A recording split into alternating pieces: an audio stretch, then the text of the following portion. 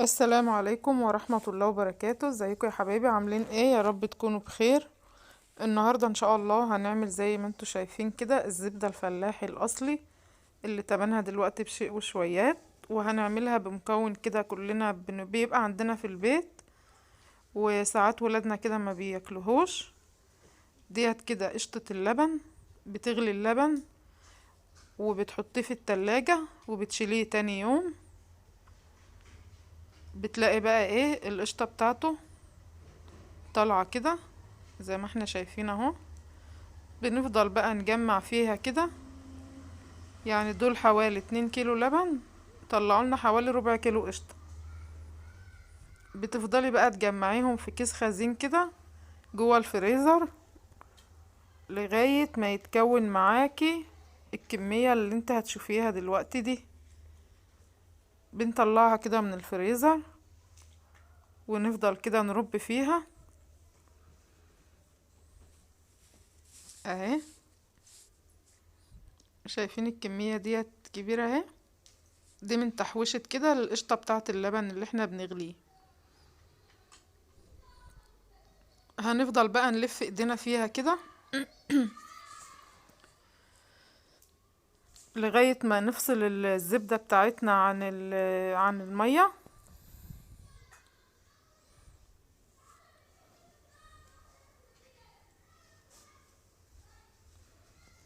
تقلبي وتضربي فيها بايديكي كده. وممكن لو انت مثلا الكمية كبيرة عليكي وحاسة ان انت هتتعبي، ممكن تسيبيها شوية في التلاجة وترجعي تضربي فيها تاني، ما بيجرالهاش اي حاجة. اهي بدأت اهيت المية تفصل عن الزبدة.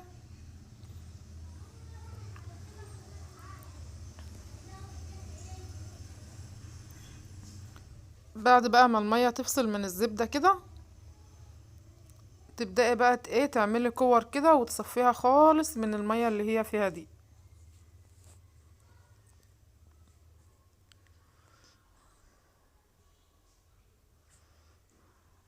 اهو تفضلي بقى تصفي كده تصفي لغاية ما تخلصي الكمية كلها.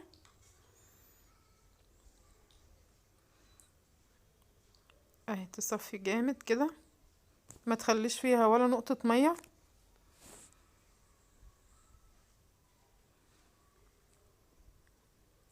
دي بقى الزبدة الفلاحي الأصلي اللي تمنها دلوقتي بيعدي 100 جنيه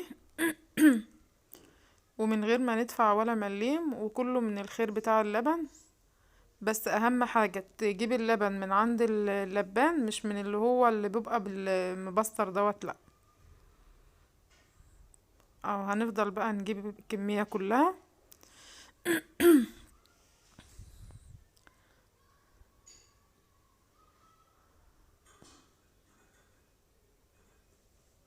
وتعمليها كور كده.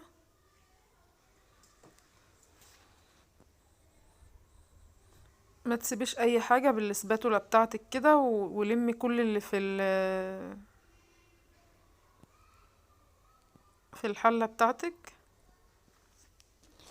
وبالسباتولا بقى ولمي كل اللي في الحلة وجمعيها على بعضها.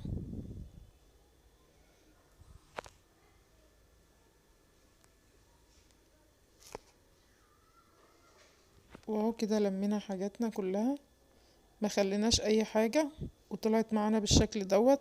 ده عملت معانا حوالي كيلو او كيلو وربع من الكمية اللي انتوا شفتوها دي. طبعا كمية حلوة جدا.